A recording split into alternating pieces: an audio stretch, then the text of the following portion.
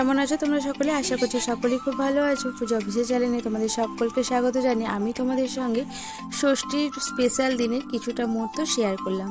তো ষষ্ঠীর দিন জামাইকে শ্বশুরবাড়িতে গিয়ে ষষ্ঠী পালন করতে হয়, কিন্তু কিছু করার নেই। আমি যেহেতু আমার শ্বশুরবাড়িতে রয়েছি, আর তোমরা তো কম বেশি সকলেই জানো আমার মা আমার তোদের জন্য আমার শ্বশুরবাড়িতেই থাকে। তো সেই জন্য জামাই শাশুড়ি যেহেতু এক জায়গাতেই আছে, তো ষষ্ঠীটা আমার শ্বশুরবাড়িতেই পালন করা হয়েছিল। তো দেখো এখানে যেহেতু বাবু দোকানে বেরিয়ে যাবে কাজে, তো সেই জন্য ফার্স্ট সকাল 7:30টার সময় ওকে কিছুটা ফল আর ওকে জাস্ট নিয়ম পালন করা হয়েছিল। কে এনেছে তোজো? কে এনেছে জুস? কে এনেছে? এই তো জুস কে এনেছে? এক মিস্টার কে গেছি কে এনেছে? পাপাই এনেছে তো। পাপাই গেলে আম কে নিবে?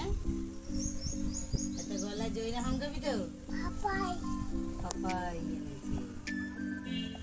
এই বাবুই কে এনেছে? পাপাই।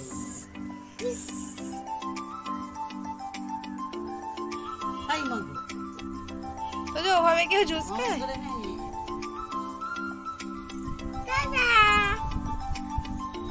তো তারপরে দেখো এখানে তোজো আর জোজোকে ছাদে এনে ওদেরকে জুস দিয়েছিলাম, ওরা খুব মজা করে খাচ্ছিল।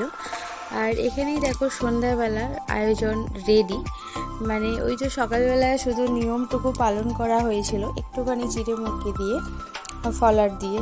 আর সন্ধ্যাবেলা ও বলেই গিয়েছিল যে সন্ধ্যাবেলা তোমাদের যা সাজানোর সাজাবে, এখন আমাকে জাস্ট একটুখানি দাও, কারণ সকাল সকাল কিছু খাওয়া যায় না, শুধু নিয়মটুকুই পালন করা হয়েছিল। তো দেখো আমাদের মনের মতো করে, আমাদের মানে মায়ের আর আমার মনের মতো করে ওকে সাজিয়ে দিয়েছিলাম, কিন্তু সবই তো হয়েছিল, একটা জিনিস মিসিং হয়ে গিয়েছিল, লুচির সাথে সুজিটা মিসিং হয়ে গেছিলো, করা হয়েছিল দেহা। তারপরে এটা ছিল ডিনার, আর দেখতেই পাচ্ছ ডিনারে কত কিছু সাজানো হয়েছিল, সাজিয়ে দেওয়া হয়েছিল। বিরিয়ানি বাড়িতে করারই ইচ্ছা ছিল, বাট হয়ে ওঠেনি, কারণ এত গরম, তার উপর ওই সন্ধ্যাবেলায় ওই সমস্ত কিছু জোগাড় করে আবার রাতের বিরিয়ানি তো কতটা ঝামেলা, সেটা তোমরা সকলেই হয়তো জানো।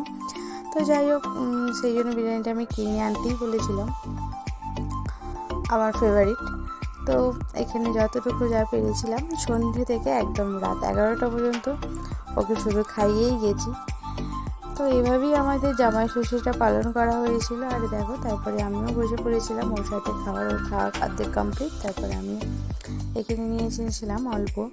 তো চলো, ভিডিওটি কেমন লাগলো অবশ্যই জানাবে, আর ভালো লাগলে লাইক কমেন্ট শেয়ার করে পাশে থাকবে, অবশ্যই চ্যানেলটি সাবস্ক্রাইব।